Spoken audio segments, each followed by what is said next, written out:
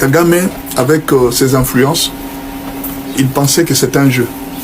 Il pensait que ces gens sont en train de blaguer, et c'est comme d'habitude, ils sont toujours habitués à faire ça. La frappe de Kalundu, Kagame a compris que ce n'était pas seulement du Congolais, ça relevait d'un renseignement d'une grande puissance. Quand on a frappé, et la précision avec laquelle on a frappé les lieux, il a dit non, non, ça ne relevait pas du Congo, ça devient très sérieux. Ils se sont précipités vite, ils ont quitté, ils ont compris que la lutte n'est plus un problème de jeu. Mais alors, en se retirant, il s'est retiré autour d'Ouvira pour voir est-ce que c'est vrai ou bien c'est faux, est-ce que nous l'avons mal analysé ou quoi. Attendons d'abord voir. Pendant qu'ils sont en train de pleurer les morts, parce que c'était des personnes de grandes personnalités, bien que ça donnait un grand choc au Rwanda. Donc comme lui il est habitué, Kagame est très orgueilleux, comme il est très habitué d'être sûr avec lui-même, il s'est dit je n'abandonne pas, je ne laisse pas, je vais continuer la guerre. Alors il s'est mis tout aux alentours pour observer. Maintenant quand il a appris que Africom a envoyé des gens au Congo et que ces gens sont partis s'installer au Burundi, il a compris que là ça devient très sérieux et que les Américains ont pris une grande décision, ils ne peuvent plus reculer. Je vous dis, Africom est parti, ils se sont installés au Burundi. Ces gens-là ne se déplacent pas pour rien. Ils dépendent du gouvernement américain. Ce n'est pas un problème de Trump, oh non, non. Ils dépendent du gouvernement américain.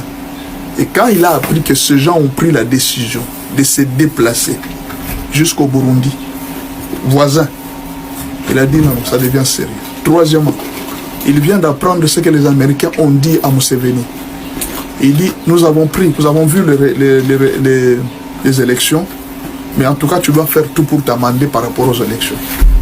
C'est un langage qu'on n'a jamais tenu. Ils ont toujours gagné les élections facilement, mais ils n'ont jamais reçu de telles menaces de la part des États-Unis. Ça devient très sérieux pour lui. La question qu'il faut savoir, les Américains, sont-ils en train de le faire pour l'intimider? Ou bien c'est une opération qu'ils ont fait qui va aller jusqu'au bout? Je sais que jusque-là, on ne sait pas. Mais moi, je sais que Kagame sait comment les Américains fonctionnent. Il se prépare à tout et par rapport à ça. C'est-à-dire quand je dis se préparer à tout, ce n'est pas nécessairement se préparer à la guerre, non. Il se prépare à la fuite. Alors il y a une possibilité qui peut se passer au Rwanda dans les jours qui viennent. Quand les soldats vont se retirer du Congo, ils vont aller au Rwanda. Je vous fais une analyse pour voir ce qui peut se passer dans les jours qui viennent. Quand les soldats peuvent se retirer du Congo, il y a quelque chose qu'ils vont faire là où ils sont en train de partir. La première chose que Kagame peut monter comme scénario, c'est de faire un pillage au niveau du Rwanda. Faire une sorte de pillage. Quand il y aura pillage au niveau du Rwanda, il peut profiter pour fuir pendant ce temps-là et s'éclipser. On peut même dire qu'on a tué Kagame. Kagame a été tué, on ne sait pas où est-ce qu'il est. Il peut fuir et disparaître. N'est-ce pas? Il connaît comment les Américains opèrent. Ou alors, il peut précipiter un faux coup d'État. Quand il fait un faux coup d'État, c'est-à-dire il prépare des émeutes au Rwanda, un militaire vient de prendre un coup d'État et puis directement, il fait comme on a fait au Gabon. Les Français ont fait ça, ils ont fait un faux coup d'État. C'est presque ça le scénario que Kagame peut faire. Endormir le Rwandais par un faux coup d'État, un général vient, peut-être même un général que vous avez toujours pensé que c'était un opposant. Il vient là, il fait semblant de prendre le pouvoir, et puis vous croyez que, en tout cas, le Rwanda, il y a un changement. C'est un scénario qu'il peut monter. Tout comme il peut accepter tout ce qu'on va lui proposer comme proposition pour ne pas perdre le pouvoir. C'est-à-dire les Américains vont les soumettre pour accepter tout. Et ce qu'on a demandé à Paul Kagame, c'est très compliqué pour lui. D'abord, il doit libérer tous les prisonniers. Et puis, il va permettre qu'il y ait négociation avec les Interahamwe, les Hutus, qui ont fui le pays. Ils doivent rentrer au pays, leur donner la sécurité et autoriser une démocratisation au Rwanda. Et là, c'est quelque chose qui est très compliqué pour lui. Alors, la deuxième raison qui peut avoir fait partir les militaires, depuis un certain moment, les finances, ceux qui finançaient la guerre, ils se sont rendus compte que, comme les Américains sont dedans, ça deviendra très compliqué avec Trump. Tout le monde commence à éviter d'avoir des problèmes avec Trump. Voyant ce qui s'est passé avec Maduro, on dit que Trump est imprévisible. On ne sait pas, il peut se réveiller demain, il prend une décision. Quelqu'un qui fait changer les décisions à partir d'un tweet. Vous imaginez? Il dit seulement que demain, je prends les grandes landes. Tout le monde se mobilise, les aviations se mobilisent, les armées se mobilisent, alors qu'il n'a même rien fait. Un président comme ça, vous pouvez jouer avec lui. Alors, tout le monde commence à avoir peur. Aujourd'hui, je ne veux pas. La Turquie peut avoir peur, la Chine peut avoir peur. Ne croyez pas que la Chine n'en a pas peur aux Américains. Ils savent comment est-ce que ces gens agissent. Ils sont des gens très brutaux. Alors tout le monde a peur de s'engager dans une guerre qui est presque inutile. Alors que nous pouvons nous procurer officiellement les minéraux au Congo. Pourquoi nous battre? Alors, tout le monde se pose la question. Mais alors Kagame, depuis un certain moment, n'a plus de financement. Comment il va financer les militaires comme il les finançait avant? L'Union européenne est-elle prête aujourd'hui à financer une guerre qui n'a presque pas d'avenir? C'est possible quand on vous dit que les soldats rwandais sont en train de partir, c'est tout à fait possible, c'est visible, dans tout analyste peut dire ça, c'est visible, donc c'est visible, mais seulement nous attendons aux scénarios qui vont venir après, c'est tout ce que nous attendons, nous ne savons pas ce que Kagame va faire ou bien ce qui va se passer après, nous sommes en train d'observer et de voir, attendons un peu ce qui va se passer, mais ce que nous demandons au gouvernement congolais, c'est d'être prêt à tout moment. Il libère une ville, il faut se précipiter pour être dans la ville. Pourquoi? Pour empêcher au peuple de faire les pillages et de s'entretuer. Un peu comme on a fait à Ouvira, c'était précipité, les Ouazalènes sont arrivés rapidement. Il faut directement disposer d'une administration qui agit vite. Il faut déjà, quand c'est pas attendre que les militaires soient en train de partir, vous laissez un chaos, un vide, non. Il ne faudra pas qu'il y ait un vide. Il faut directement disposer des militaires qui arrivent et qui prennent directement les contrôles de la ville dès qu'ils arrivent. Par exemple, ils sont en train de quitter les autres villes. Les FARDC doivent prendre progressivement ces villes et commencer à y installer une administration, une sécurité, une police. Au fur et à mesure que nous avançons, les villes seront libérées. Et pour le moment, nous ne savons pas, est-ce que ça ne peut pas être aussi une diversion de Kagame? Nous savons que c'est un menteur, nous savons qu'il peut tromper, il peut toujours en allant, il laisse aussi un piège. D'où nous allons toujours étudier tous les pièges que Kagame peut laisser en partant. Parce qu'il ne va pas accepter d'être humilié jusqu'à la fin comme ça sans rien faire. Il préfère même laisser un coup. Il a frappé un coup, alors il peut partir. Alors nous devons être très vigilants par rapport à tous ces départs-là. Est-ce qu'ils n'ont pas laissé des mines antipersonnelles là, quelque part là où les Ouazalènes peuvent se précipiter, ils arrivent et puis on tue encore beaucoup de gens. On ne sait pas. Ils sont capables de tout, tellement qu'ils ont un cœur très dur, ils sont capables de tout. Tout ce qu'on a demandé à Kagame, va-t-il le faire? Va-t-il accepter les Hutus? Éventuellement, parce qu'il y a une résolution, on a dit, il y a des gens qui lui ont dit. Les Américains ont pris des résolutions très sérieuses. Ils ont dit que, en tout cas, si même une seule balle quitte de Kagame vers nos soldats, ou même vers les soldats des Nations Unies, il a oublié. Parce qu'il y a des gens aussi qui ont plaidé pour lui. Oh non, ne les prenons pas comme ça, comme Maduro. Ne prenons pas. Il y a des Américains aussi qui ont plaidé pour lui, hein, des anciens amis. Non, évitons ça. Mais on a dit, s'il ose, même une seule balle de ces soldats, vers nos soldats, vers les Nations Unies. Et alors là, il va payer très dur. Et c'est pourquoi il est obligé de retirer ses soldats, afin que les soldats ne puissent pas faire même une erreur de tirer, ou même de faire quoi que ce soit contre les Nations Unies. Il le sait, il est bien informé. Alors, il est en train de partir, c'est vrai. Moi, je pense que ça peut être vrai, cette information. Qu'on vous dise que les soldats sont en train de partir, ça peut être vrai. Mais la vigilance ne doit pas nous quitter. Nous devons toujours être vigilants pour éviter des pièges, surtout les mines antipersonnelles. Après la mort de Magloire Paluku, un traître qui avait rejoint l'armée rwandaise à Goma, c'est Jeannot Mundeke qui vient d'être tué à Goma. Un autre Congolais devenu rebelle de l'armée rwandaise RDF M23 FC est décédé lundi 26 janvier 2026.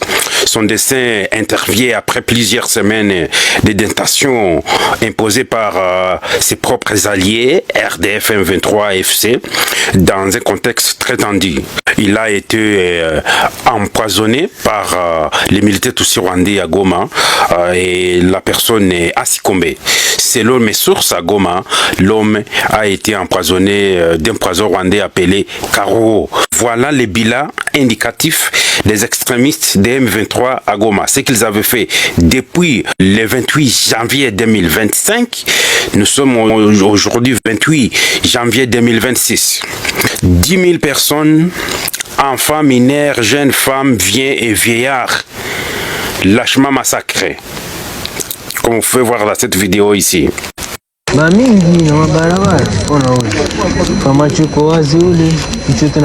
30 000 personnes ont fui Goma. Certains sont à Kampala, les autres à Bujumbura, à Nairobi et à Dar es Salaam. Traumatisés, stressés. 455 véhicules pillés, 100 chars de combat volés et acheminés au Rwanda. Banque centrale et banque commerciale de Goma pillées par par l'armée rwandaise. 87 véhicules des militaires de l'armée congolaise emportés. Plusieurs tonnes de minerais. Ici, nous voyons directement Rubaya. L'armée rwandaise pille Rubaya jour et nuit. yashyizeho umutaka rebira hakurya hose nk'ira misozi baba bayitaye akaza aje gukora kumanukamo hasi hose dore na hepfo hari abandi bari muri business bose rero baba bari bize mu kazi mwebwe mukorera amafaranga mukorera amafaranga bose bari bize mu kazi rero reka mbabwire ngo Rubaya imeze neza mu mutekano uwakubwiye ngo nta mutekano hari ahantu bacukura amabuye y'agaciro abaturage nabo bari kwikorera agashaka amafaranga bakagurisha amabuye yabo ibintu byose bikamera urebye imisozi yose ukuntu ahantu hameze muri Rubaya nawe ijisho riraguhereza ibintu bimeze neza ngo yakuno aratekanye umushahara guri gutaha amafaranga gari kuboneka kibazo bayaro noneho hakuno. La ville de Goma vit dans une situation très grave. Ce 28 janvier 2026, l'armée rwandaise organise une réunion à Minova. Nous sommes dans la province du Sud Kivu. Nous disons à la population du Kivu de méfier les réunions et meetings de l'armée rwandaise 28 janvier 2026. L'armée rwandaise est à Sangé, dirigée par Moïse Nyarugabo. C'est Moïse Nyarugabo qui est à la tête de ces troupes qui arrivent à Sangé pour voir s'ils peuvent encore réattaquer Uvira. Voilà.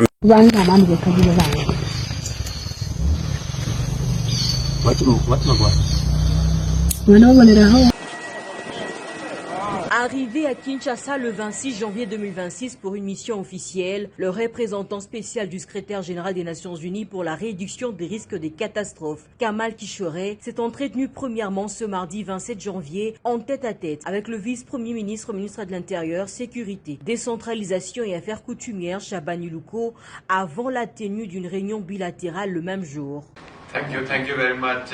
Au cœur de leurs échanges, la mise en œuvre du nouveau système d'alerte des Nations Unies consacré à la réduction des risques des catastrophes. Le représentant des Nations Unies a, au cours de cette bilatérale, tenu en présence des experts du ministère de l'Intérieur et des Nations Unies, expliqué le bien fondé de cette initiative mondiale qui repose sur 4 piliers fondamentaux, à savoir la connaissance des risques des catastrophes, l'observation et prévision, la diffusion des alertes et communications, ainsi que la préparation à la réponse. Après ces différentes rencontres, les deux personnalités ont co-animé ce même mardi une conférence de presse axée sur cette question en prélude de l'atelier national des 2 jours consacré au lancement de l'initiative Système d'alerte précoce pour tous. Cette initiative mondiale, lancée depuis 2022 par le secrétaire général des Nations Unies, vise à garantir que chaque personne dans le monde soit protégée par un système d'alerte précoce d'ici 2027. La République démocratique du Congo, longtemps confrontée aux risques climatiques, naturels et technologiques entraînant des inondations, glissements de terrain, épidémies, fait partie des pays et communautés les plus vulnérables. D'où l'importance de cette activité qui marque une étape stratégique pour le pays après avoir adopté sur le plan national sa politique de gestion des risques de catastrophes. Ce système d'alerte prendra aussi en compte tous les types de risques ciblés et permettra d'anticiper les catastrophes afin d'entreprendre des actions pouvant se protéger en amont contre les conséquences, selon Kamal Kishore, représentant spécial du secrétaire général des Nations Unies. Thank you very much for those 2 questions. Merci beaucoup pour ces 2 questions. Première question qui m'a été adressée était de savoir si les systèmes d'alerte précoce seront accessibles à tous les gouvernements. Oui, bien sûr. Il y a quelques années, il y a 3 ans, le secrétaire général des Nations Unies a annoncé une initiative mondiale appelée « Alerte précoce pour tous ». Il s'agit donc bien d'une alerte précoce pour tous et pas uniquement pour le gouvernement. En effet, chaque individu, chaque citoyen, où qu'il se trouve dans le monde, doit avoir accès à l'alerte précoce. Il est extrêmement important que l'alerte précoce ne soit pas seulement transmise à temps, mais qu'elle soit également comprise, digne de confiance et suivie d'actions concrètes. Tous ces éléments doivent être réunis. Dans ce cadre, quelles que soient les capacités existantes dans la région, certaines prévisions et alertes peuvent être produites à l'échelle régionale. will of course be accessible to the Met Agency here. Au moment où la République démocratique du Congo fait face à une situation sécuritaire alarmante, le vice-premier ministre Chabani a, au cours de ce rendez-vous avec la presse, rassuré que le gouvernement congolais s'emploie également à appliquer la restauration de l'autorité de l'État qui passe par la prise en charge de populations vivant dans les zones sous occupation des rebelles. Que nous identifions effectivement les conflits comme des causes qui peuvent amener à des catastrophes, principalement déplacement des populations. Et aujourd'hui, les territoires occupés, les villes et les villages sont identifiés comme des zones dans lesquelles l'État, le gouvernement, accompagné de toutes les organisations qui ont des préoccupations dans la prise en charge des populations, le relèvement des communautés, la stabilité des différentes entités territoriales, on les identifie aussi comme des zones à risque sur lesquelles il faut pouvoir agir. À savoir qu'à ce jour, plus de 100 États dans le monde disposent déjà de ces systèmes d'alerte et rassemblent au sens large le système des Nations Unies, le gouvernement, la société civile et les partenaires de développement des secteurs privés et publics. Nous sommes arrivés à la fin de cette édition. Merci à vous de nous avoir suivis jusqu'ici. Si vous avez apprécié ces contenus, n'oubliez pas de vous abonner à notre chaîne, d'activer la cloche de notification pour ne rien manquer de nos prochaines vidéos. Likez et partagez cette vidéo. On se retrouve très prochainement. À bientôt.